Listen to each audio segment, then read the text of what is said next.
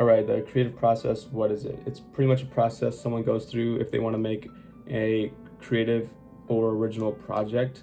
What it'll do is help the creating process of your project flow as well as possible, and it'll make things very easy.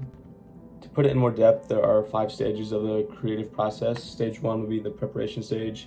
Stage 2 would be the incubation stage. Stage 3 would be the illumination stage. Stage 4 would be the evaluation stage. And stage 5 would be the verification stage. Stage 1 is where you want to develop your idea. You're going to want to brainstorm as many ideas as you can and then jot them all down into a chart, which we'll get into later, but you're going to want to jot down as many as you can in as much depth as you can to help you out in the long run. All right, stage 2 would be the incubation stage, and this would happen right after you're done writing down all your ideas. So once you're finished, you just leave, right, and you go do something else. Say you're eating, right, so you just leave and go eat. And you let your ideas sit in the back of your mind while you subconsciously think about them and kind of like fine tune them. Stage 3 is the illumination stage. In this stage, you will find out exactly what you want. It'll hit you randomly. A switch will just switch in your mind when you find out the perfect idea. Stage 4 is the evaluation stage. In this stage, you pretty much just compare your new idea that you're gonna actually do to the original one you had, right? But technically at this stage, you should be confident enough in your idea to just act on it. It should be the perfect idea already. Stage 5 would be the verification stage, and this is pretty much where you just bring your idea to life, however that may be. For me, for an example, it's just filming and then gonna be editing. So I'm kind of in stage 5 right now, but for other people, it might be different, depending on what your project is.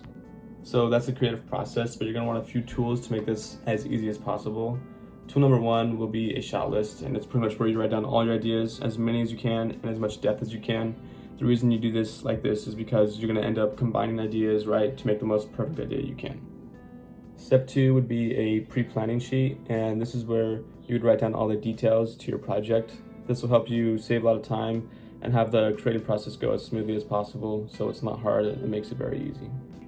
So tool number 3 would be a story template, and this is where pretty much you just put all of your shots together in order and write down all their details. And so it pretty much gives you a preview of what your video is going to be like. And this is very important because this is when you can compare the video you have to the rubric you were given. So this will help you get the grade you want.